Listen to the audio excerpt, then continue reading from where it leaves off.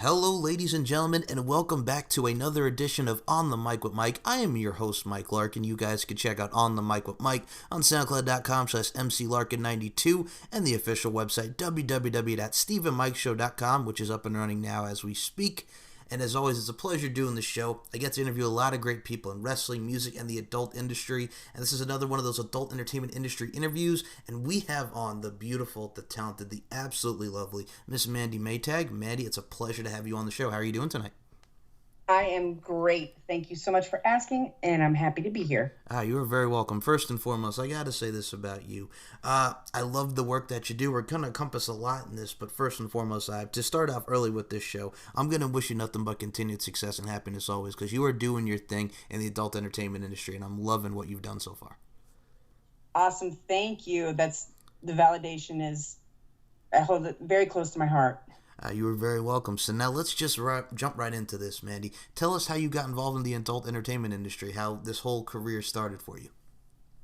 Well, I was basically married from like 18 to 34, 35. That last year was kind of rocky.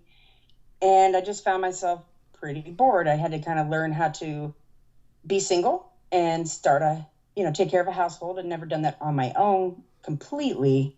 I'd been kind of left lonely, so to speak, here and there, because I have a ex that's in and out of incarceration. And so I kind of learned like survival. And this was the first time I was like consciously like, this is what I'm doing.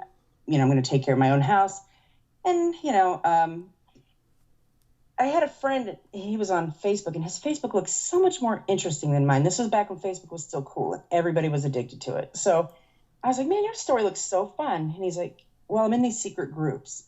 Secret groups. And so they were like a little sexual. They had a little more off-color jokes. It wasn't just Nana telling you what she had last night for dinner, things like that. So I found myself in these groups, and I was always kind of pushing the envelope. Like I said, I was kind of bored. My first year single, I dated, and I realized dating is its own, mess. I mean, I wasn't ready. I just didn't know how to be single. So I gave myself a year off from dating. I said, I'm going to be celibate. I'm going to just kind of learn me. And then it turned out I really liked myself, and I've been single ever since. And I got into these groups, and near the end of that year, I saw a video this guy had posted of his wife, and she was getting like gangbanged on this mattress, with all these guys around her, and like the sheets are pulled up from the corners of the mattress. And she said, oh yeah, this is like my favorite college football team. She's like, this is their dorms. I was like, wow, I want that, and she was like, well, come down here and I'll set you up. And I said, all right. So I go down there, drive 12 hours from Missouri to the south, and she hooks it up. And it wasn't like real outrageous. I didn't have like intercourse, I'd say, with the players, but it definitely fed my ego. It was really fun. And so I started kind of getting more involved in these groups, and then they would do like meets, and everybody would meet up. And it wasn't really, I wouldn't say they were swingers, and more kinksters or people with similar interests, kind of freaks, like sexual freaks. And it was interesting. It was fun traveling, fun meeting these people. And then I had like a family member pass away in Florida. And one of the groups that I was in through these parties in Florida, the parties were fantastic. They weren't like you would imagine swinger parties to be, but these were like real swingers. It was a community. They were, successful individuals. These parties were, hand chosen. The members were hand chosen, or the guests, I should say. Plus there's an admission and things. There's rules and things. And, you grow to love these people. You trust them with your confidentiality, your safety, your health, and they become really good friends. So after the first party, I was a little reserved, only played a little bit. Second party is when I really showed them what was up, because I kind of knew what to expect. And they were like, girl, you are like, they had a nickname for me about just like, I was just go, go, go. Because to me, that's like my drug, was like just the sexual attention. I was single. I was getting my itch scratched. I wasn't so bored anymore. I was in a new place, and just, the sand and the sun and everything just kind of like, just kind of wakes you up. I can see why people retire there. So by like my third or fourth party, like I was in like a town in the South that's kind of known for playing, and that's Atlanta. And somebody from Facebook wanted to meet me. So the first night I go real hard all night, just knocking them dead, just boom, boom, boom, boom. And this person from Facebook says, you're in my town. We've been chatting for years. I'd love to meet you. I said, all right, cool. We go meet. He gets his best friend. We all go to a strip club. He never did do anything inappropriate. But we had some drinks. It was kind of slow. It was a Saturday afternoon. I'm showing the girls my videos and stuff, and they're showing their friends and, the guests and things like that, and kind of makes a fuss about it. And I was like, yeah, I was talking about it, but I never really want to do porn because I don't want the setup. I want my real raw, energy just recorded, just break out the camera like an exhibitionist. And one lady there, she just kind of looked at me and she's like, but if you're doing what you love, you never really work a day in your life. And I was like, I've heard that. Yeah, that's, what, maybe you're onto something. So at the time I was so broke, after moving there, I had a job that honestly at the time paid more than any job I'd ever had, but I was struggling. I was so broke. I was going paycheck to paycheck, just, it was tough, So I remember thinking, well, maybe this is going to help me get out of debt, help me kind of do something with myself. And so I go back to the party, I tell the host, and I really just kind of spoke into existence. I said, hey, I think I'm going to go into porn. We kind of chit-chatted about it a little bit. And they said, well, you know what, we'll start a company. I was like, wow, all right. And, then he's like, well, let's get ready for this party. We've both been drinking. We'll talk about it, some other time. I remember coming home, resting on Sunday.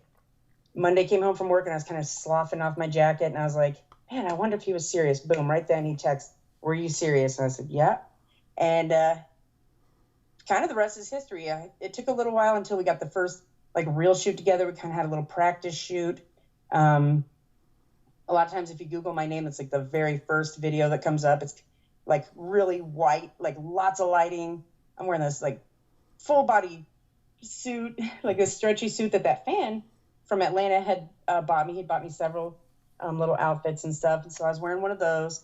And, it was very, very amateur, but hey, it's out there. So then we did our first real shoot. But in the meantime, between when we decided we were going to do this and our first produced shoot, with, all the testing, well, we did the testing for the first one, but all the, the outfits and the location and the producers and the, paychecks and all that stuff was between the time we said we're going to start and that time, I had spent a lot of time watching videos and learning about the industry, about not so much the technical side, but the side where how you want to feel, how the girls feel, how the the stars and the producers, the different ways people make money, the kind of presence that you want to have, if you're doing what you love, you're empowered. If you're doing something you don't want to do, you're exploited. So I just kind of had an idea of what kind of mark I wanted to leave, how comfortable I wanted to feel. And I already knew that I was kind of out there. I knew that I wasn't shy about my body so much, even though it's not perfect. It's just, it is what it is. I've got some amazing, amazing skills. And I was so excited about doing something that I loved and making some money and, having some good sex. So it just kind of happened. I was in the right place, the right time, and had the right people listening. And then I just took it and ran with it. Well, I gotta say that first and foremost, you wanted to talk about single. First and foremost, single and loving it here. And I mean, you would go through that, whether it be a relationship and stuff, and then now you're here to where you are, and you talk about having the great sex and just the great films that you produce and just getting involved in the industry. I mean, if you're doing something that you love, and to quote the late great George Michael, sex is natural, sex is good, and everybody does it, but everybody should. I want your sex. That really applies, and it shows in your work, and also a lot of people with the misconception about, I've seen your films, and what I like about your films is, again, we talk about the vibrancy, and you just encapture a lot of emotions in your film, and it comes up great as far as the quality and the work that goes into the scene. So I think all of your scenes have really come out, you talk about the jumpsuit and stuff, and very amateur, but those are some scenes you get to see the progression of you in your career, and I think it's kind of flawless to where we are today. Thank you. Yeah, I feel some of the very first ones I did were, other than the solos, which are incredibly intimidating, you're just kind of by yourself, people are looking at you, and you're trying to make it last long enough. And those were intimidating. But some of the early stuff I did, I thought, man, that came out very good for a first attempt, for a very first day. So, but then, I have had a progression, got to learn the ropes, so to speak. And, back when I was broke, I didn't have money for glam, spray tan, lashes, eyebrows, I was just winging it because I knew it's what I was meant to do. Like I knew that was what I was meant to do. As soon as I started putting it out there, I have not shut up about it since before that first big shoot. I've never shut up about it. I talk about it all the time. So passion's deep. True, and I think I also look at this first and foremost, don't shut up about it, because first and foremost, you're good, and I think what's great about you is, and I think us as human beings, taking this to a little spiritual side here, Mandie, we all have that ability to generate and resonate with people, and I think you're doing just that. Thank you. I agree. I get that feedback all the time. And I think that's how you have to be. I mean, I always say with this show, you got to inspire and encourage, and we're passionate about what we do as far as the podcasting realm. I got to tell you, one of the funniest things that I've ever had, and like I said, I love interviewing a lot of talent in the adult entertainment industry, wrestling and music. I just love talking to people and interacting because you get to meet a lot of unique people such as yourself, Mandie, and a lot of people regardless in this thing that we call life. So what's interesting is my buddy Kyle, who I went to high school with, still a good friend of mine to this day. But I got to ask you, and I know a lot of us have that, you have that friend where sometimes they just say something stupid that you just want to just smack them just for saying what they said was stupid, right? So my buddy asked me, he goes, Mike, how do you do? And I go, what's that, Kyle? And he goes, how do you interview with people in the adult entertainment industry? I said, like every other person that I've interviewed, with professionalism, with respect, because at the end of the day, we're all human beings and we all have that story to tell. And also, it's very fascinating because you talk about the testing and what goes into the adult entertainment industry that there's a lot of misconceptions about, and we get to encompass that in these interviews that we do. So that's always like a fun aspect of it too. Yeah, and I'm just going to make it clear right from jump. Yes. It is so much more work, like office work, than you would ever imagine. Ever. It's not the 90s where you get signed and you go to LA and they pay you big bucks. Yes. And you work for just one company. Now it's like self-promotion, kind of the same way anybody can be a musician and make a SoundCloud or whatever.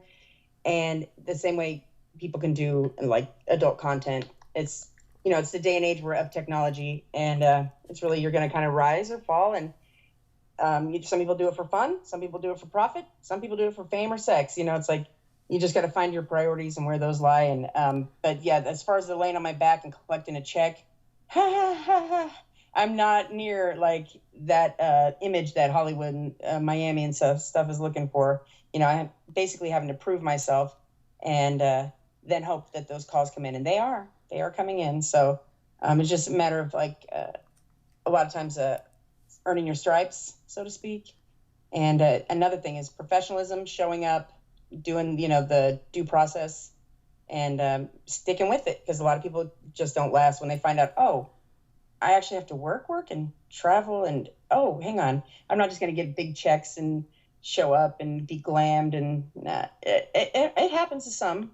It did not happen to me. Well, I got to say this first and foremost. You actually took the words out of my mouth, and I love you for this, because when you're talking about, oh, I get to lay on my back and get paid, but it's not just that. Like, you talk about, like, behind the scenes and stuff going into it. I'm actually glad you say that, because it also resonates for people that want to get into the adult entertainment industry and learn about the industry. It also really applies to any endeavor that you do with work. I mean, you have to work your ass off and apply and hone your craft, and I think that's sometimes I feel what a lot of people don't realize is they don't put the work in. They just think, it's this and that, and bada boom, bada bing, you got success, but it's not. It's the passion and the hard work that goes into it. And it's what we're selling. We're selling the idea that I'm always in these luxurious locations. I'm having this fantastic sex. It's just razzle dazzle all day long. But to get to that point, to even just make a simple shoot, there's so much time and money goes into amateur porn that you wouldn't believe. Like, I can count on my hand how many like paid shoots I've done with like producers. I mostly want to own my content, and resell that indefinitely, and have rights over it. So that was something that somebody taught me real early on. Richard Mann, he hit me up when I had a couple hundred followers and just told me, own your own stuff. If you can get a paid shoot here and there, pay your bills, but own your own stuff. And it makes sense to me. And a lot of people don't want that either. They say, well, how much am I going to make? How much am I going to make? How much are you going to pay me? And I'm like, oh, well, first of all, I'm coming out of pocket a lot, a lot. The equipment, the testing, the time and energy to edit, like there's so much to it I never imagined, ever. It's a full-time plus job. True, and I also have to say this about you, and I think when we talk about promotion, a lot of people talk about the pros and cons of social media. I'm going to tell you this right now, from a promotion standpoint. I think from the Instagram standpoint, the Twitter aspect, you market yourself well, and it really shows. Wow, well, thank you. It's one area I feel kind of weak in, but people pop up into your life and they say, "I want to help you. I've got this patented system. Mm-hmm. Just tag me in a couple things. I'm going to spin it all around the world." And they do that. And then recently, just due to time constraints and I guess my inexperience with like promotion as far as gaining followers, hopefully buyers, as I've actually hired somebody recently. So Miss Thickfella, thank you so much. You've been killing it. I've had her for about 20 days or so, and she is doing a fantastic job. But the same way I'm so spread thin from what I'm doing right now, she is spread thin from her promotion. That tells me, she knows what she's doing. She's in demand because of that. And I was just so happy that I found her. So the promotion is just that it's so tedious and so time consuming when you're running like so many websites and so many apps and so many, and then you have to deal with, emails and fans and colleagues and, trolls and phonies. Thank you for that. I never really saw myself that great at promotion. No, I mean, I've seen this with a lot of people, whether they're doing their many vids and people that work with like customs or clips for sale, what have you. I think that's great. You put yourself out there, you're marketing yourself, and you have to put yourself out there, and I think you do a great job at that. I mean, you know what it is too? I always use this analogy, and I know this is my nerdiness coming back. Bob Ross, God rest his soul, the former host of The Joy of Painting. Now, take this ride with me. I heard that giggle, so take this ride with me, Mandie. So you look at The Joy of Painting, right? Like, I was a young kid coming home. It was on Channel 13, 21, what have you. After school, bada boom. You got The Joy of Painting. You got Bob Ross with his fro. He starts out painting the skies. He starts out, we got a little mountain over here. We got a little river. We got whatever. But it's a masterpiece at the end of that 30 minutes watching that show, right? So look at it, whether it be your photos, whether it be your videos, it's what goes to the person's eye. And I always say this, look at everything as an art form. Like, are you really watching it? Are you looking at it? Or are you really looking at it? Because sometimes people, people have different eyes of what they see. So whether it be from a marketing standpoint, pictures, videos, what have you, people can see it. And I think people can see it, and it shows through your work and your overall progression as a human being, progression as adult entertainment star, and it just shows all in all. Thank you. Awesome. Yeah, I know that was a weird analogy with The Joy of Painting, but you saw where I was coming with that, because a lot of people are just, you know what it is too, and that's the thing. I mean, a lot of people don't even realize, like The Joy of Painting, there's a lot of validity to that, and you also get to see Bob Ross doing his thing, and it always used to make me laugh, because he was so passionate. It's like, my God, we got a little pretty tree right here, we got a little this, we got a little something right there, oh yeah, I like that. And I'm like, okay, Bob, you get into those paintings. We actually talked about Bob Ross probably a little more than you would expect in my household. Really? And we use little phrases like, "Oh, there's no mistakes, just happy accidents." So yeah, I've definitely had some happy accidents. And you turn it into a masterpiece. All right. I'm going to say this to you first and foremost. We're going to come back to the fact why I love you, because I use that analogy a lot. And a lot of people get it because they see the show. But the fact that you use like little nuances and quotes and stuff from that show, I think that's awesome. So I got to give you props for that. Oh, thank you. That's a happy little compliment. I appreciate that. Happy little compliment, yes. My goodness. But Miss Mandie Maytag, let's talk about, first and foremost, we got also a lot of great award shows coming up. We got AVNs, there's the BBW Awards. I gotta say, with all you ladies, y'all got passionate fans, and I am one of those fans. And we're gonna talk about many vids in a sec. But what is it about? We got January. It's AVN's time. It's fun. You get the BBW Awards. How excited for you for the festivities that we have coming up? I always equate the conventions to our field day. This is the time when we actually do get to all be around a bunch of other porn stars, unless you live in one of the big cities that shoots, Miami, Atlanta, New York, California, Vegas. Unless you're living in one of those areas, this to me is our field day. This is like what I've worked and done I've had a phone in my hand nonstop since my very first shoot, my very first paycheck. I went straight to Verizon, got the latest phone because I knew that was an investment. And it was. And then the next year AVNs came. I said, I better get me another phone. And here it is, AVN time. And this 512 gigabytes of memory is about full. But it's because, I get to finally be around, my colleagues, people that understand, the true fans. Vegas is always fun. And so to me, this is my field day. This is when I get to shoot. Everybody's tested. I'm in demand this year. Last year it was kind of, hoping that, I was going to have some stuff lined up and, things panned out for me. But this year I'm going to be busy. So I'm so looking forward. This is where we kind of get some of that, validation that, hey, you made it. Here you are. Check it out. So I love it. I love talking about it and telling people about it. And I can't wait to see like my friends and, it's going to be so cool. I'm going to tell you right now, since you were talking about the difference between last year and this time that you're at AVN, so you're a hot commodity going into this.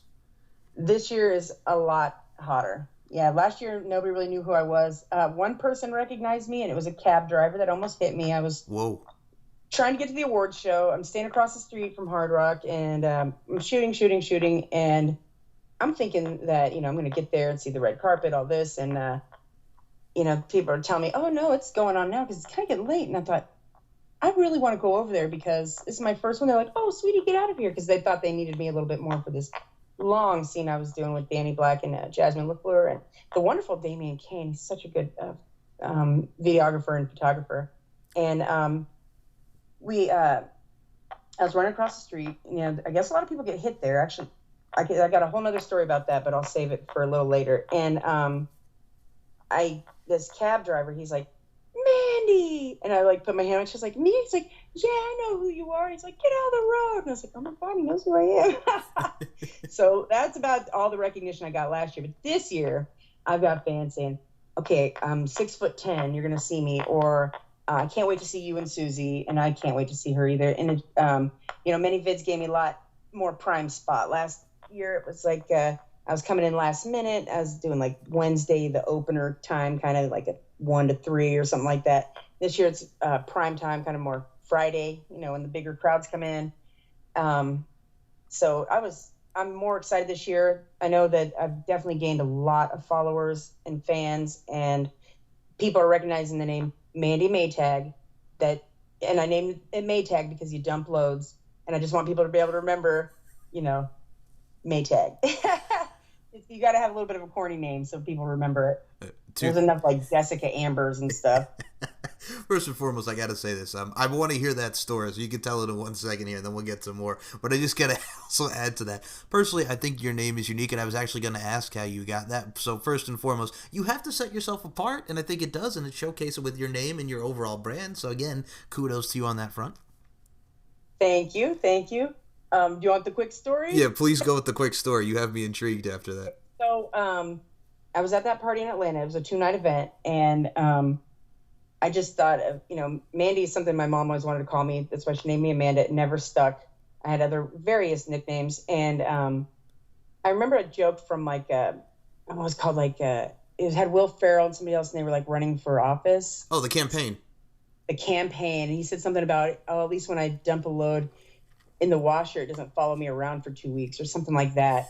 And I just remember it kind of crossed my mind. I thought, it makes that sound with Mandie and Maytag. It says Maytag. And, I'm at this swinger party, and it just kind of dawned on me. I thought, Maytag. It's like, and you dump loads in it. And I just thought, that's perfect. And then I've heard, in a Rihanna song, I've heard it say something about Maytag. And I've actually looked it up in the Urban Dictionary, and it does, mean slut. So I thought, this is perfect. So I was trying to remind people, dump loads. You dump loads in it. You dump loads in it because, we associate Maytag with, the Cadillac of washing machines. And now I buy, Maytag appliances and stuff like that. I'm becoming a brand loyal. But I just want people to remember you dump loads. That's my little catch, my little hashtag and stuff like that. Mandie Maytag, dump loads. And I like to use man-eater, too, because, that good old Hall & Oates song. Whoa, here she comes. Watch out, boy. She'll chew you up. That's right. That's right. Don't try to fall in love with me. It happens. The more I resist them and don't give them sex, the more they're like, I just really love you. I'm like, no, you don't. No, you don't. You just were trying to get in my pants. But sometimes they really do love me, and that's when things get messy.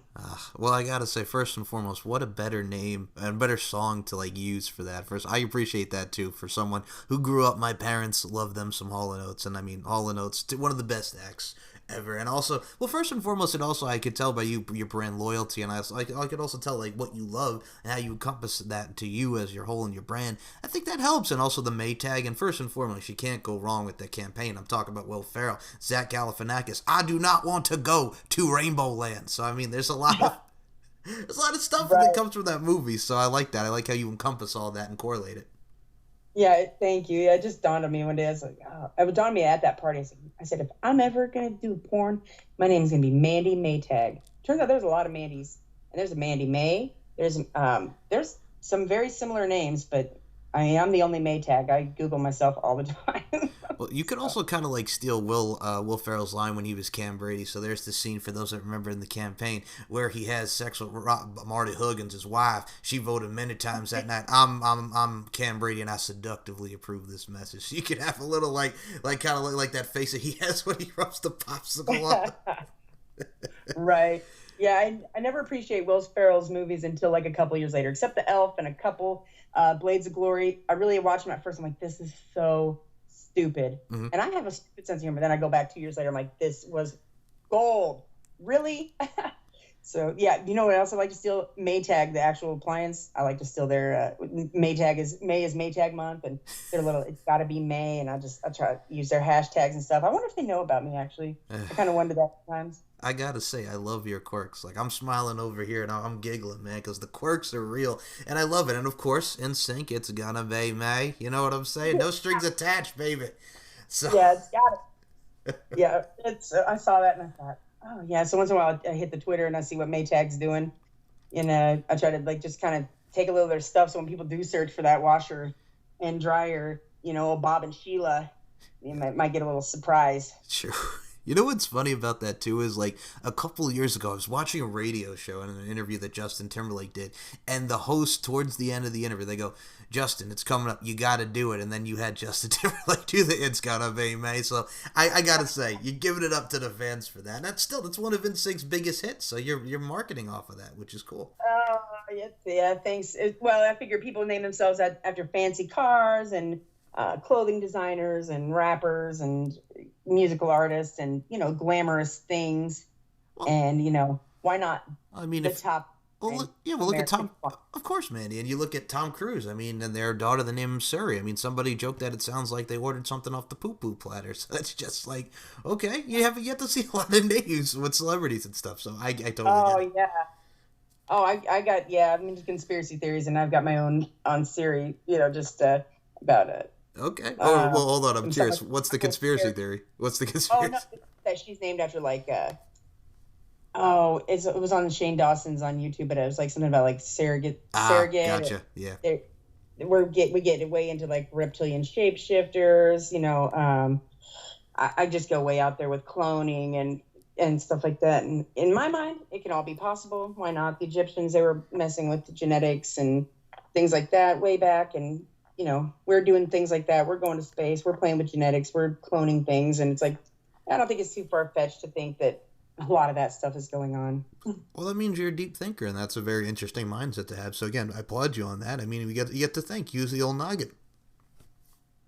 Thank you. Yeah, I don't get to portray that very much. And that's the thing. Also, when my last interview that I did a couple of nights ago, when we were talking about the adult entertainment industry, and I will say this to you, just because you're portrayed like, you know, like you're having sex and this glitz and glamour, like you mentioned, there's a lot of you ladies that are just absolutely, they're some of the most intelligent, well-spoken, like yourself, and I give this to you. And that's what people, I think, is another misconception, because they kind of see like this ditzy persona, but you and a lot of the girls, where there's a lot of intelligent and beautiful women here, and I gotta say, I gotta give kudos to all you ladies in the adult entertainment industry. They are some hustlers. They are so smart. They're that whole stigma. Blonde, ditzy, must be drug addict, daddy issues thing that's old news. I mean, it's just not true. I meet some brilliant minds, excellent marketers, fantastic actresses, and you know, the ones with the most smarts are they always have my respect, and I love working with them because they teach me about camera work, about, the psychology. Oh my goodness, Christina Sapphire turned me on to, something about more of the live stuff that we do. Because once, you build your name, people want a piece of you. They want to phone sex with you or sext you or get your subscription sites where they get like a little more personal with you. But she kind of taught me that a lot of times, people come to you thinking that they want something sexual from you. But once you can kind of figure out really what makes them tick, then you become like a better sex worker. And so sometimes I'll get somebody that just wants to make these videos where I say, I love you, I love you, I love you, I love you. And then I'll find out that they're adopted. I'll go, oh, we may have an attachment issue here. So I kind of play like, a little bit of like a street psychiatrist. I'm like the Dr. Phil, of the sex industry. No, I'm just kidding. But it has helped me tremendously. And eventually, if they keep coming around, you kind of almost get to the point where you don't even talk about sex anymore. Or you figure out, or you can even enlighten them a little bit and say, maybe you're not really so horny as you just need a dopamine release. You're kind of sad. You got something you want to talk about. Oh yeah, my wife's been ignoring me for all these years or whatever. And they just really want a connection. And she taught me that kind of stuff. I mean, there's so much to it. And these girls are so good. They're so good, and I'm impressed. Honestly, it's not easy to have the guts to put yourself out there like that, where people are still in 2020 judgmental about this is a sin, that's a sin. Just people are still. And the thing is, it's been going on forever. People got here from sex, and at one point in their life, it becomes all about like procreation. And we all know how guys are. Like once they start having sex, that's all they want to do pretty much for a good portion of their life. And I'm more just kind of facilitating a need of kind of reinventing the wheel, so to speak, without, they say prostitution's the oldest occupation in the world, but really we're just reinventing the wheel. We're kind of, in a sense, providing that release. I don't personally escort. I have no judgment against anybody that does. That's part of their sex worker blueprint. It's just not a part of mine. But in a sense, I'm kind of that, that prostitute, that Mary Magdalene, that, we got the virtual age. They can come to me and they can dump loads and feel better. And, it's a need, and it's always going to be there. Always. I have to say this about you, and you actually brought up something very pivotal in your sentiments there. I mean, we're 2020. I'm going to say this, people. Stop with the judgment of, the sin and stuff. And I'll say this right now. I'm Catholic. I was raised Catholic. My uncles and a lot of people that live in the South here in the Carolinas. I grew up in New York, family in the Carolinas, right? I will say this, we got to stop with the judgment, and just as a Catholic male, I don't judge anybody. I was raised by two great parents, two great grandparents, God rest their souls, but my mother and my grandmother were two of my biggest influences, and I've always believed, and I do a podcast for this for a lingerie fighting championship, beauty, strength, and dominance, three key elements that make women the work of art that they are, and as a male living 27 years on this planet that we call Earth, I don't look at people for size, race, creed, orientation, what have you. Everybody's unique and everybody's a human being, and that's what makes life worth having. So I just got to say that because there's a lot of great people like yourself, and it doesn't matter, again, shape, size, what have you. There's a lot of beautiful people in this industry, and you encompass a lot of that, Miss Mandie Maytag. Aw, thank you. Thank you. I appreciate that. Like, at home, most boring chick. I'm so boring. I'm home, great parent, and very normal, very, very normal. Of course, my sense of humor kind of gives the kids a little bit of an edge. and by doing the type of work that I do, I did consult with them even before I started to get their, how they felt about it. And they gave me the green light. And the great thing is I get to teach them. These are tricks they'll play. This is how, these are things that can happen when somebody's in this, somebody's in this mood, and, they're, just also, their power as a woman. I'm like, look what I can do with my psyche, with just like my thoughts and my, just through a virtual screen. Look at I'm able to generate income. Like, I don't have to work anymore. Like, well, I do work all day and night, but, it's like I use my like female power to provide this service that guys really want, and when you're consistent and you're trustworthy and they know that when they pay for something, they're going to get it, that's, it's income. But, I also have to show them, sometimes when the guy's little head is full, his big head is not full, and what to watch out for, and the lies that people tell trying to get you into bed and trick you and or maybe guilt, whatever. The way men and women approach sex is a lot of times very different. Like my sex organ is my brain. It starts there. You get in my brain, it's a lot easier to get into my body, depending on the mood that I'm in or how good you look. but very boring home. I mean, we're just so normal. Like on the street we're at, I'm not going outside like Peggy Bundy, and the neighbor on Friday with the little outfit spraying the yard down. It's just a real normal everyday life. But Mandie, now she's a performer. She's out there, she's balls to the walls, and she's making the corny jokes and she's really strutting her stuff, but she's just a persona. Amanda, she's a business owner. Mandie Maytag, she's a performer basically hired by me. And we share the same body. Well, I could say this, and I'll add the legendary Nature Boy Ric Flair quote: "Looking as only as you can look, strutting your stuff." But I think all in all, I mean, whether it's Amanda or Mandie, you're still, you, and you're still a wonderful human being. So again, it's just you with the volume turned up. There you go.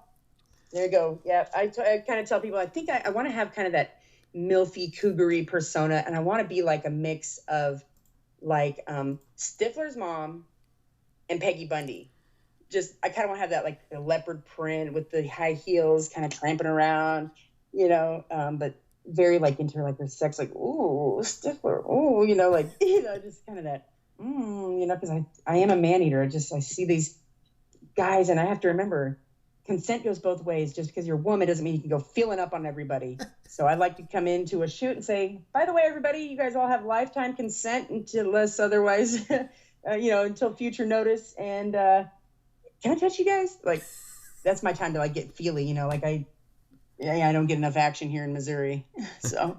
Oh, I mean, that's a great comparison. You got two iconic roles with Jennifer Coolidge and Katie Seagal. And I think that's a nice narrative and a nice combination of you as a whole with your character and how you portray yourself. Thank you. Yeah, more the side of Peggy Bundy, she wasn't really slutty so much, but she had that kind of that humor that I really liked. And but the Stifler's mom, she got more of that sensuousness, Hey, please, as a man, we could say we all dreamed of being with Jennifer Coolidge in American Pie. Yes. She still looks great. She still does. So funny. Oh. I think what's very underrating about her very underrated role. I mean, I always thought she was hilarious. Have you seen her in Click with Adam Sandler and Kate Beckinsale and David Hasselhoff? She was hilarious as like the friend, that was always getting dumped, and she's like, "Why won't everybody love me?" And then she winds up with David Hasselhoff. And nobody's ever seen Click, she's actually one of the very funny integral parts of that movie. Oh my goodness! And some of the lesser known, like Best of Show. Yes. She did with Eugene. Oh, she was so funny. The Terrier song and stuff, so corny and so. I love it. I love like kind of an intellectual comedy, but still goofy. Like I'm a little goofy. I'm just a little. I hear you 100% on that. I also got to say this to you, first and foremost, before the beautiful Christina Sapphire, Jasmine LaFleur. We're talking about Danny Black. Some of your best scenes, and I got to say, I was going to ask, because you worked with those great people right there. You've done a lot of great scenes with them. Thank you. Danny is, I would say, a personal, true friend. I call him with questions about, should I work with this person? Is this a smart move? And I just know he's not going to steer me wrong. I mean, when he hit me up the first time, I had not heard of him, but I went to his website, and that man can market. That man can market. He can turn, coal into gold. It's just, when I saw his website, I thought, oh, I'm not pretty enough to be on his website. I'm not, you start kind of getting the self-doubt a little bit, but he made me so comfortable. And, he's like, well, you shoot with me? I said, yeah, but can I bring my friend Susie? And then Susie's like, can we bring Kristen? And, lucky guy, he got like the trio that people would die to have. Now at this point in the game, people are like, what would it take to get the three of you together? I have all this money. And we're like, oh, we don't do that. Well, I mean, it's just, how hard it would be with us all being separated now. But it doesn't mean that just because we can do it, we will do it. But that was like the dream team, like having the three of us. And so we come in, he like has like posters of us printed out on the floor. And it just was like, whoa. He was so professional and fun and always kind of working like, oh, hang on, let's redo this, or stop right there. I want to take a picture of that. And I have so much fun with Danny. And then when we went to Las Vegas, he knows everybody. He's been around forever. When we go out with him, no matter what city I'm in with him, everybody knows who he is. Or people stop him and go, Danny, oh, or I go, man, I don't remember who that guy is, but his face is familiar. I mean, in Tampa, he got stopped and people were doing the handshake and stuff on him. And same thing in New Jersey, same thing in Las Vegas. People were stopping for pictures. And I was like, that's my buddy right there. So I love making stuff with Danny Black. It sells so well. I'm very comfortable with him. And Jasmine, I got to meet her. She is beautiful inside and out. And her husband, Frank Fetish, they were very professional and cool and hard workers, you know, but the last day of AVNs and stuff, you're tired. You before you go, I almost have more fun in the build-up. Like, it's endless possibilities. I'm getting, this happened. I wonder how this is going to turn out. And then the moment you try to live it while you're there, but I'm telling you, Vegas will wear you down between the events and the shoots and the parties and trying to get a little sleep.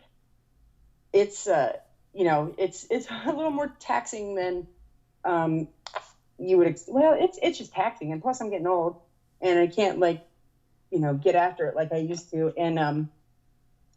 And so, it was kind of the end of the AVNs, and it's like that shoot, it took a little while, and it was a lot of people on set, and it does pretty good. It does pretty good. I have still not watched it. I was there.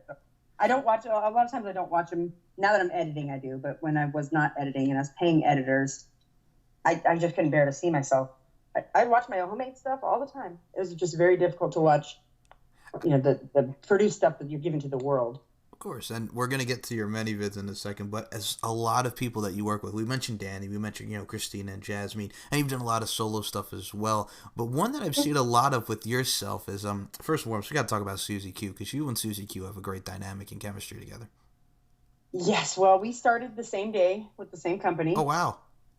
Yeah, she was in the same swinger community, and she's just lovable. She's just lovable. She's a super freak, super submissive, all the piercings, but she's like a mom, and, people are so attracted to her. And it took me about 5 seconds to figure out why. And she's just real open, real honest, like things that people may want to suppress about, sexual desires and things. She'll pull it right out of you because she's so comfortable in hers that you're like, oh, well, maybe I've fantasized about that too, or what got you into this? And so between me and her and Miss Kristen Curves hanging out together, we just became like instant friends between being swingers, and then go. Mm-hmm.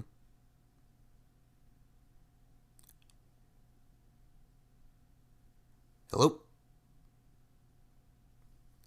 Mandie? Hello? All right, we're going to try to get Mandie back on the line here. 2 seconds, everybody. Let me see here. Oh, hello? Oh, I'm here. Sorry. No problem. We had a little technical issue there. Yeah, that's all right. But yeah, I cannot wait to see her because it's very special to have like those three bonds, friendship in the swinging and the industry. And to be so successful in our own ways, just so successful. I love it. First and foremost, I think what's great about it is, too, like you're talking about, just the camaraderie and her being like a mom. Susie Q, and you mentioned, I got to say, Kristen Curves is another one. Absolutely beautiful, does great work. I got to say, from everybody that you work with, from Ellie Boulder, Jade Diamond, Vicky Verona, Neil Stroker, everybody, here's the thing, your many vids, I mean, there's one where you're in there, you're having intercourse, the Chucks, you're wearing Chuck Taylors, there's a lot of good stuff there, Mandie. Yes. Sometimes I write the scenes and sometimes the scenes write themselves. The Chucks, that's just, you'll see Christina, you'll see Vicky Verona, especially wearing them Chuck Taylors. There is a super fan of Chucks. That's his fetish. Apparently he loves the Converse shoes. So he will send you a pair if you promise to wear them. And I did. I like to hold up my end of the bargain and be a person of my word. If I say I'm going to shoot with you, or if I say I'm not ever going to do this or that to you, I try to stick by that as much as possible, as much as I can. And so when he said, if I send you these shoes, will you wear them? I said, yeah. And then it's like when I got the shoes, it was just like, have you worn them? Have you tried them on? Are you going to wear them? What scene are you going to wear them in? What's it going to be like? Who's it going to be with? I was like, hang on, dude. Hang on just a minute. Like, let me edit it first. So I told Neil, I said, Neil, hurry up and edit that so you can get you the sale first, because, you know, this guy is chomping at the bit. He cannot wait to see me in these shoes. And, you know, still today, he's like, are you still wearing the shoes? And honestly, I got kids with the same size feet as me, and I haven't really seen them much since I came back from Florida. So, you know, I might need another pair, Mr. Smith, if you don't mind. Avians is coming real soon. And that's the thing too. I mean, whether also there's stuff where I've seen you like you could like dress as like a nurse, and a lot of people are different, like different fetches. I always take it back to Britney Spears, like when "Baby One More Time" came out. You know, the schoolgirl thing was and you know there, and whether you're dressed like a maid. I mean, you just encompass a lot of that with your outfits, and that's what makes the scene and everything that goes into them fun. Thank you. Yeah, my big thing is play on words. I love to play with words and think of creative little sayings and things like that. Sometimes it just comes out of necessity. I'll just take what I have. That shoot in Atlanta, I was so grateful that Mr. Nuts and his team gave me a chance and took a chance on me and invited me. But I remember just thinking, this is going to take the last of my money. I don't really have outfits. I didn't know what exactly to expect. I had to buy a hard drive and this and that. And somewhere out of the blue, someone on Instagram, just like a financial dom, I kind of picked up, I saw a couple pictures of money on this thing. I said, you know, I'm going to talk to this guy. I wasn't big enough then where I didn't have time to get to everybody. And some people just go by the wayside. But this person, I said, you know, I'm going to take a chance. And I talked to him, and he was just like, demand money from me. I was like, oh, okay, give me some money. And he's like, no, like more money. I was like, so I started doing that. And next thing I know, like, he's sending Visa gift cards, and I used that money to, you know, it's Visa gift card, so I couldn't like use it like a regular gift card. So I had to overnight, you know, like my drive and things like that. But a lot of those outfits and ideas and stuff just had to come out of necessity. Somebody from work could give me a bunch of clothes, and like in that little that little maid outfit was in there. And you just make do, because, you know, somebody once said, it's just the stuff that people fast forward through. The little stuff at the beginning, it's just stuff that people fast forward through. So it's like, yeah, you know, you're right. Most of the time I know what I want to see when I watch porn. I kind of skip to that, you know, right before it, so I can kind of get the build up. And sometimes you can set the whole scene with just the title, and you don't really need much more than that. Like college roommates decide to fuck, and just, you know, you don't really need much more than that. Like, hey, how'd you do on your test? Oh man, I felt like I'm so stressed. And you know, next thing you know, it's produced and it's out there, and people are, you know, viewing it. Hey, as someone whose first time he ever saw porn when he was like 12 or 13, this is puberty. It's hormones raging, people. Hello.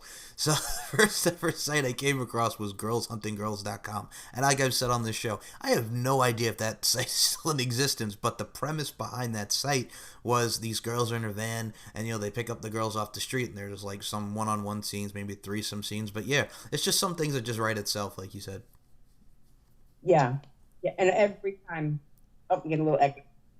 Every time I get a good idea, I stop whatever I'm doing and I write it down, because I know at one point I'm going to be on set and I'm going to go, I need an idea. I had a good one the other day, and you know, and we're getting older, you know, kind of the memory of the computer's getting a little fuller. It's kind of gets harder to kind of access some of those data files from way back. So I'm a list after list. Yeah. Ideas, I have access. You know, just I could go on, but oh no, please. I like it because first and foremost, it shows that you're very organized and like how you're set and how you want to portray your films or portray your character and stuff. And the organization's very key. Yeah, you'll be lost without it. Like I said, it's so much more work than you realize. Like, I'm my own secretary, I'm my own this and that. Finally, I got me a little assistant. I got old Kyle Baker. He's going to be working on a bomb intro for me, because I want to have that intro when I come back from AVNs. I want all that stuff to start coming out a little more polished, a little more serious. Like, okay, she's growing from, you know, homemade stuff that she just plastered everywhere all over the internet on these little groups and stuff. And we're going to go into, you know, she went into like some live broadcasting on an old app called Peak Social. That's, I wish it was still thriving like it used to. And then, you know, then I started getting into the more produced work, but I still like to do my behind the scenes. That's more what my fans are going to get in like the subscription sites like MV Crush, OnlyFans, and Premium Snapchat. They get more of the raw, real me. And they are my most diehard fans. They're like, oh, I loved it when you picked up that guy from Walmart. Or I see somebody else is doing the Walmart guy. And I'm like, I did it first. You guys know it, you know? So I'm still like that freak. I'm just a primal freak. Don't have a ton of fetishes, but I'll do them. Mandie Maytag does. She's a whore. She does whatever. But Amanda, she's just a primal animal, you know. My spirit animal is the squirrel lizard. So, again, to make another pop culture reference, you're kind of like 1995. I'm taking people back with this. The one-hit wonder that is Adina Howard. You know, I'm going to be a freak until the day, until the dog. We could whoop whoop from early night until the early morn. That's what you're saying the representation of Mandie Maytag is. Oh, my. I cannot remember that song. It's not a bad song. Like I said, this was like her one hit, but like what a hit it was. I'll actually, you know what I'll do? For those that want to know, I'll send you the Freak Like Me to refresh your memory. It's actually not a bad song. I think you'll like it. It was actually has a nice groove, has a nice dance. You know, it's music, the art form that is. So I'll send it to you when we're done with the show. Awesome. Now, first and foremost, I have a couple final questions, and I just want to say this to you. We've talked about beauty, strength, and dominance. We've talked about you as a whole, and I'll just say this before we get close to the end of the show. I apologize for the brief technical difficulties, and the audio sounds great. You've been doing great. I love it. And I'm going to say the overture is here. Anytime you want to come back on the show, Miss Mandie Maytag, you are more than welcome. Thank you. I have just hit the tip of the iceberg. It's like the deep web. There's so much more there. But, you know, getting the basics out, getting everybody a feel for, like, where I come from and stuff is vital. And I appreciate the platform.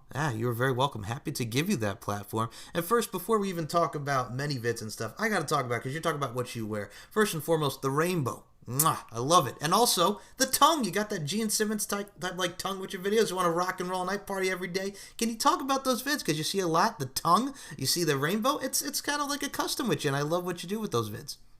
Awesome. Well, what it is the rainbow is, well, I'm learning. I watch a lot of, I learned a lot from Ellie Boulder. Right off the bat, best piece of advice I ever got. No excuses. Simple. Sounds easy enough, right?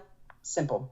And then, you know, I kind of got turned on to Amberly Rossfield, and I follow her on Twitter. I've subscribed to her site for a little bit to get some strategies and things like that. And it's the branding. So it's like, if I'm going to change my profile over here and I want somebody to make sure that it's the real me over here, we're going to make those look the same. We're going to make them look similar. So when you come across, you know, my Twitter and you go over here to OnlyFans, you go over to the website, it's all that rainbow. So, you know, okay, I got the right girl.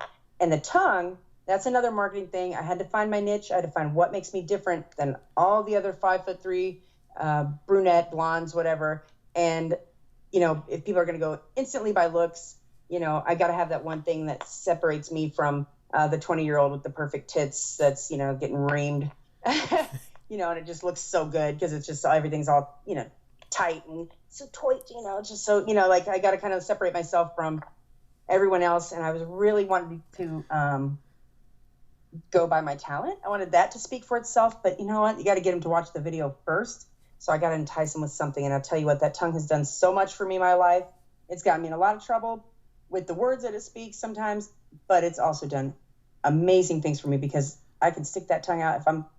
I've picked up a couple guys just by sticking my tongue out, eye contact, twirl that tongue a few times, and they go, oh. So I said, you know, we're going to go with the tongue, and it's Instagram safe because these platforms are shutting us down left and right, and you got to keep rolling with the punches. You got to keep, you know, finding new ways to market. And I said, you know what? I just have to go with the tongue. It's been a big deal since I was born.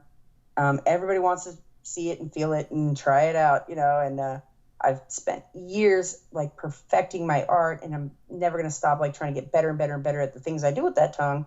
And so I said, you know, why not just put it out there? And the customs poured in.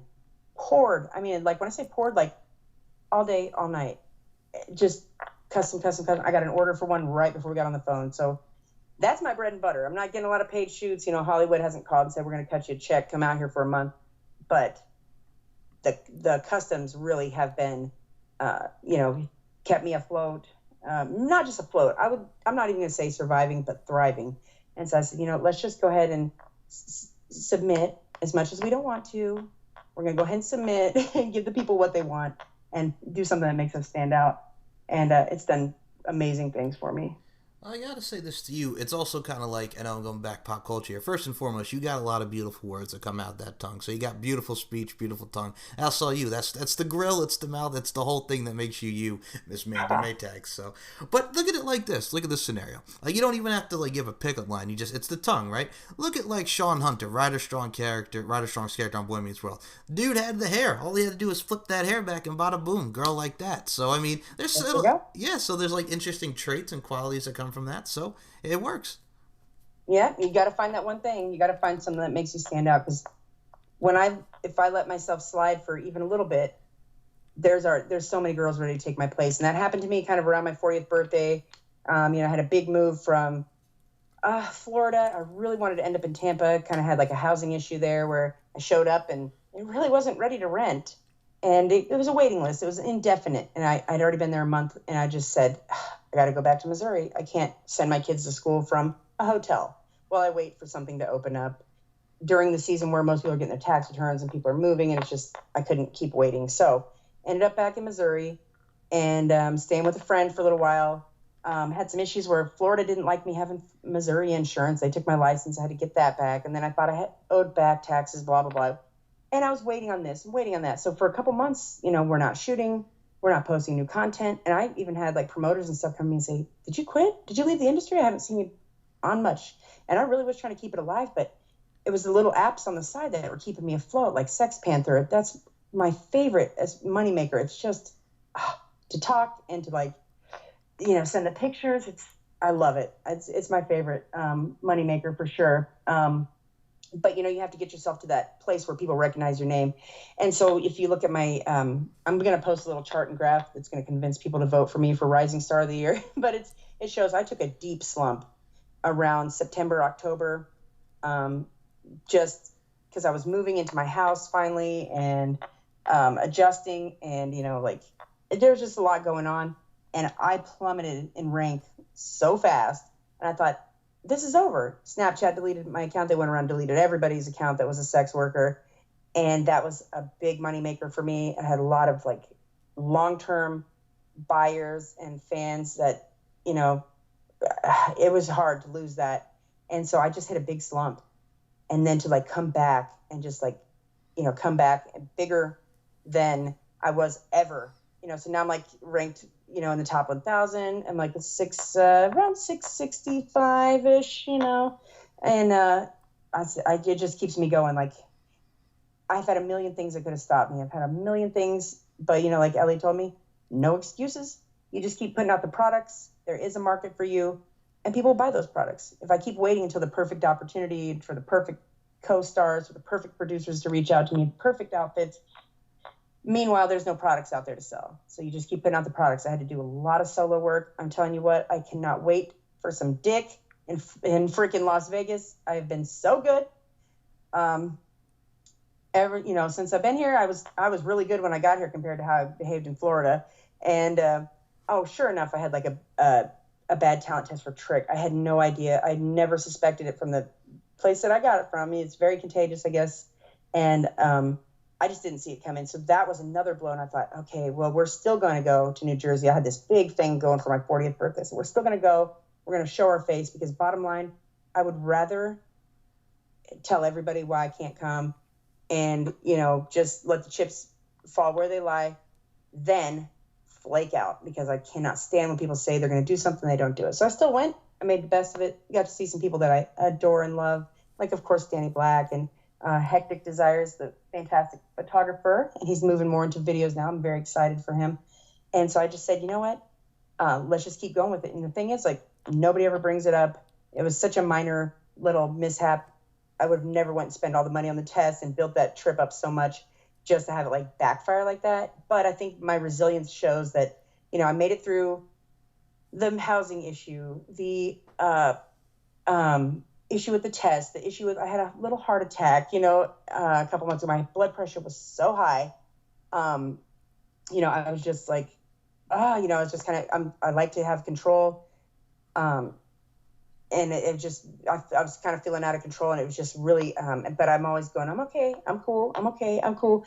And it just was starting to manifest. My blood pressure was getting real high, and, people were checking on me and stuff. And so I just said, but there's just no excuses. Like, as soon as I could get back to doing it the way I want to do it, I've been doing it the way I want to do it. So I've been celibate. I've been ready for this next. I went and did a talent test a few weeks later, was able to go to Florida. The Aglaya group and Neil Stroker were so good to me out there. And I'll tell you what, the scenes that I did there just really put me right back on top. That 4-guy blow bang it's been needing to be done for a long time. And it was so fun to, like, get to treat those guys for the first time, to have 4 first reactions, because I know how it is one-on-one.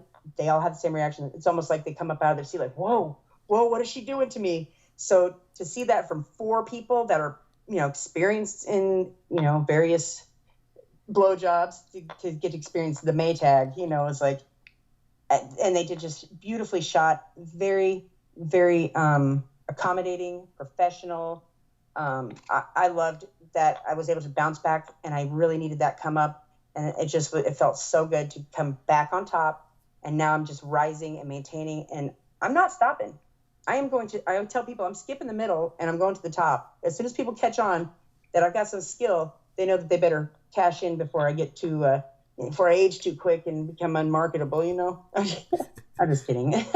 There's no aging out. We only get better and better.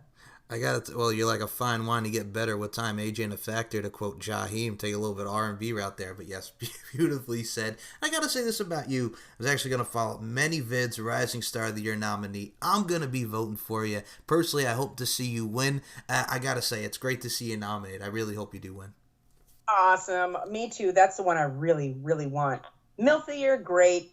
I can have kids. I'm that age. You can categorize me by that, but just the stuff I've overcome since day one, I've been through just, I've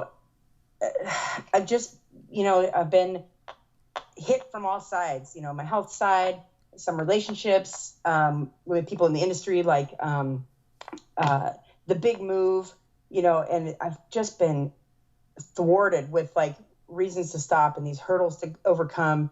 And I don't even think about them very long. I'll dwell for a minute, try to process it, do the best I can to, handle it professionally as possible. I am an emotional creature, as a female, but I kind of maintain mine. I like to just cover everything with jokes and keep it moving, because I know you start lashing out, you look unstable and stuff. So it's like I've had to overcome and overcome and overcome. And I thought, that Rising Star, I am the one to watch out for, because now we are set. We've got our living situation. We're finally recovered from the hurricane. I'm working for myself now. I don't punch a time clock anymore. I'm calling the shots, and I am keeping everything at bay. Like I said, I'm home. It's quiet, and I am focused. I'm so focused. I cannot wait to, show the world, hey, we're still coming back. We're coming back on top. I may not get first place, but I would love it if I did. And I'm telling everybody, I'm going to make all my mini vids free for 100 days for everybody, because I want them to see. And it's not like I'm going to take a loss on it. I don't think I'm going to take like a financial loss or anything. I think I'll get paid for the views. I'll get more fans. They'll sign up for other things. And I think it's a great reward, and I'd just be happy to do it. And that's more reasons to get out there and vote, guys. Exactly. And first and foremost, baller, shot caller. I got to tell you, first and foremost, you're going to continue to shine. And I truly mean this. Mandie Maytag, you're wonderful. Just keep doing what you're doing. Thank you. Oh, yeah. The stopping is not in the plans. I tell them they're going to have to, I'm going to have to be, I'm either going to age out, but Danny Black said there's no aging out. And honestly, we got a lot of mature women to look up to. And I see Sika Black. She's just slaying it. She made like the biggest comeback, and she's just right on top. And of course, we got like Sally D'Angelo, my sweet porn mom, Miss Presley. Her first name just slipped my memory as soon as I started talking about these ladies. But Presley St. Clair, and I see these ladies. They're so inspirational. They look awesome, and they're still out there doing their thing. I thought, okay, there's no aging out. So I say pretty much, when I break down, when my body just says, Amanda, we're done. It's time to go and take you out to pasture. That's when I'm going to stop, when I absolutely cannot do it anymore. So this is a lifetime commitment for me. I'm always going to be at least doing the phone sex, doing something, because my imagination, people say when I was young, I knew I was gay, or I knew I was going to be a doctor, or I knew this. I had no idea until I started going into porn. I said, oh, now I know what I'm going to be. Now that I'm almost 38, now I figured it out. And, but I've always known that I was kind of like a freak. I always knew that I was like hypersexual ever since I was a little kid, before I even know how the mechanics worked. So there's no stopping. And I just love that you had me here to kind of tell my story. I know I'm a little long-winded. You guys, or anybody I'm going to work with that I haven't worked with before, be warned, and you're going to laugh a little bit too. So thank you so much. You're very welcome. Well, before we even close out, first and foremost, you gave a lot of great advice from people that you've learned for people that want to get into the adult entertainment industry. There you go. Say that 5 times fast. I gotta say, first and foremost, and heed those words: no stopping, no quitting. Just keep staying on your grind. Mandie Maytag is a prime example of that. And Mandie Maytag, this is where I step back. The floor is yours. Please promote Instagram, Twitter, your many vids, where everybody can follow you. The floor is yours. Go right ahead. Oh, yeah. You know what? I just simplified everything. It's one of those things where it took a lot of building this website, building that website, building the fan base, building the content, building, to hopefully get to the day where it's just maintenance. But, like I said, we're always having to change with the market. This is what I did. I put everything at allmylinks.com/Mandie Maytag. It's just that easy. You go there, everything. If you want to, sign up to do even like, many vids or anything like that. I got affiliate links there. I've even got my Acorns. If you want to sign up for Acorns and start saving some money for the future, everything from, my MandieMaytag.com. I use Superman to FL. Now, people that know me way back will still call me Super. We got the Superman to FL for Twitter, Peak Social, Instagram. A lot of them are Mandie Maytag. I try to switch it all over to Mandie. Sometimes it's Mandie-Maytag.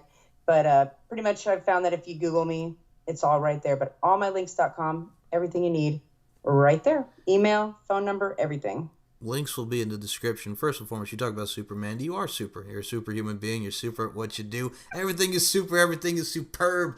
Mandie Maytag. Just put that right there. Super superb. Mandie Maytag. Put the stamp on it. Put the kibosh on it. You're doing your thing. Before we even close out once more, any final words for the fans? I've been supporting you since day one, Mandie Maytag. Oh, man.